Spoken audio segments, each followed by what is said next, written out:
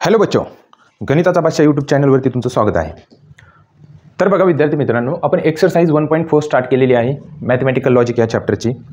आणि ह्या एक्सरसाइजमध्ये ऑलरेडी आपण क्वेश्चन 2 पर्यंतचे सगळे क्वेश्चन कंप्लीट केलेले आहेत. क्वेश्चन 3 आपण स्टार्ट केलेला आहे, त्यातले 2 क्वेश्चन कंप्लीट झालेले आहेत. तर बाकी 2 लास्टचे 2 क्वेश्चन बाकी. बघा क्वेश्चन असा विचारलेला आहे, without using the truth table show that. म्हणजे बिना ट्रूथ टेबलचा यूज करता आपल्याला हे प्रूफ करायचं आहे. काय प्रूफ करायचं आहे तर left hand side is equal to right hand side हे प्रूफ करायचं आहे. तसंच इथं पण left hand side is equal to right hand side proof करायचे आहे. मग स्टार्टिंगला आपण 3rd नंबरचं सोल्युशन घेऊया. बघा सोल्युशन. आता ह्याच्यामध्ये आपल्याला काय करायचं आहे, लेफ्ट हँड साईड घ्यायची आणि राईट हँड साईड प्रूफ करायची.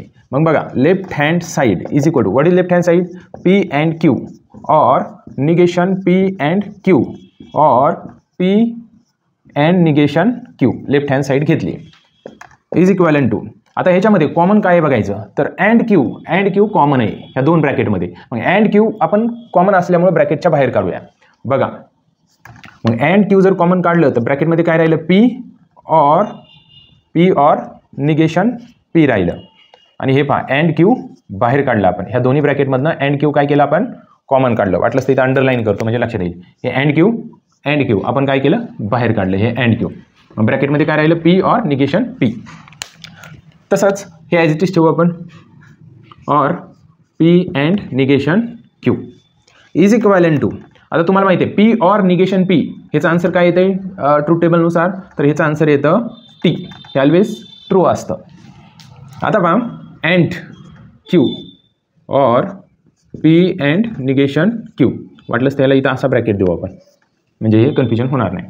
हे पहा ह्याचा ब्रॅकेट सेपरेट राहून देऊ आपण इज इक्वॅलंट टू. परत आता टी अँड क्यू असं असेल तर आयडेंटिटी लॉनुसार ह्याला आपण क्यू असं लिहू शकता or P and negation q as it is equivalent to. आता हे क्यू ऑर डिस्ट्रीब्यूट करू आपण ह्या ब्रॅकेटवर.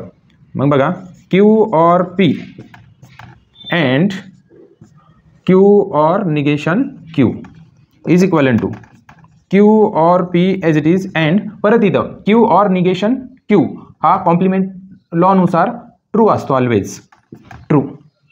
आता परत इथं इज इक्वॅलंट टू समजा ह्याला पी म्हटलं टोटल ब्रॅकेटला पी अँड टी तर आयडेंटिटी लॉनुसार हेच येत असतं म्हणजे हाच ब्रॅकेट येत असतो q or p is equivalent to.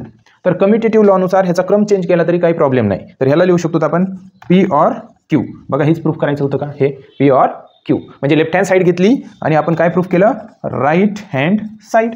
It is a very simple. Now last example. ह्या एक्सरसाइजचा बघा लास्ट एक्झाम्पल काय दिलेला आहे. चला ह्याची लेफ्ट हँड साईड घेऊया. सोल्युशन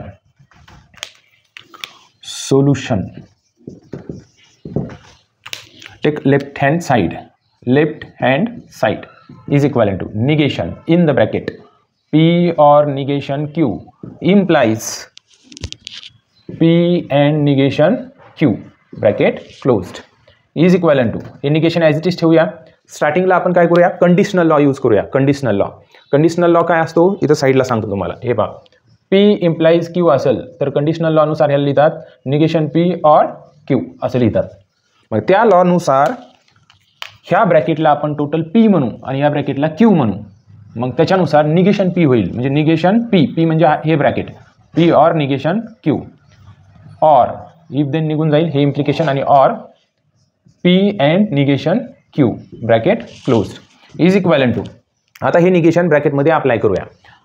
तुम्हाला माहिती आहे निगेशन कॅन्सल होतं जसं मायनस इंटू मायनस प्लस होतं तसं निगेशन कॅन्सल म्हणजे इथं काय राहिलं P or negation Q.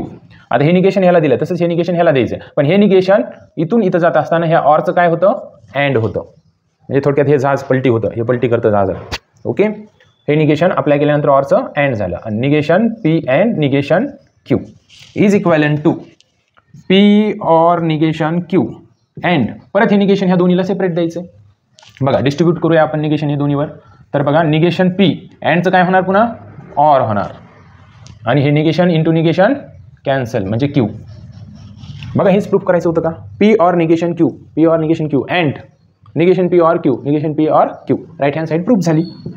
Right hand side it is a very simple म्हणजे लेफ्ट हँड साईड घ्यायची आणि राईट हँड साईड प्रूफ करायचे आणि हे सगळे कशानुसार सॉल्व केले आपण तर लॉनुसार सॉल्व केले.